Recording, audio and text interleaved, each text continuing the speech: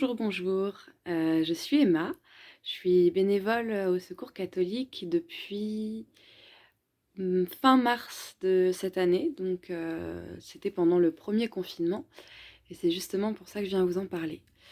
Donc, moi, pendant ce premier confinement, au début, je me suis posé beaucoup de questions.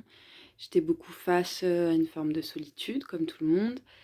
Et aussi face à une situation politique face à laquelle je ne savais pas forcément comment réagir, si je pouvais vraiment réagir en étant là, confinée chez moi.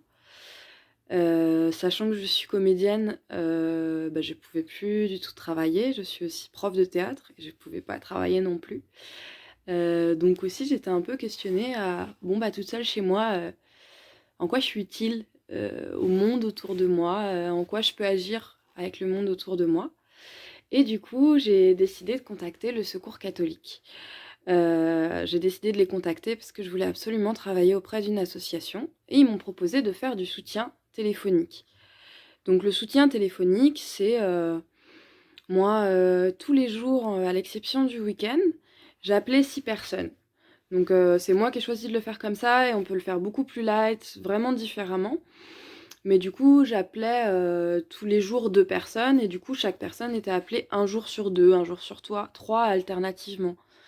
Du coup, ça permettait à ces personnes qui, pour la plupart, étaient isolées et certaines dans des conditions financières assez difficiles, d'avoir de l'écoute, d'avoir une oreille à qui parler, à qui dire des trucs parfois très banals, parler de la pluie, du beau temps, des oiseaux qui volent pendant que nous on est sur notre balcon, et parler de choses plus profondes et plus intimes.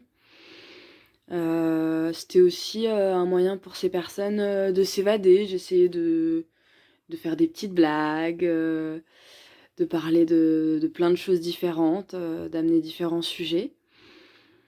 Et du coup, ça a été une super expérience pour moi. Parce que déjà, ça m'a apporté un sentiment d'utilité et d'accomplissement. Et je trouve que pendant ce confinement, c'est assez agréable d'avoir des sentiments comme ceux-là. Et par ailleurs, ça m'a apporté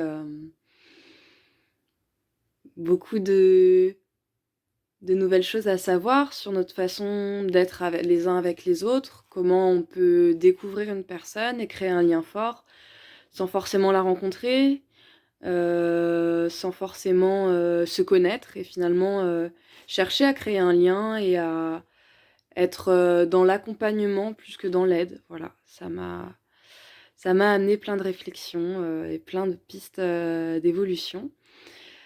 Donc je ne saurais que vous encourager à le faire. Si vous avez du temps à offrir, c'est pas forcément un temps infini, surtout si vous êtes confiné, etc. Après, voilà, il faut, je pense, s'écouter et savoir ce qu'on a envie. Mais c'est une belle expérience à vivre. Voilà, merci de votre écoute. Au revoir.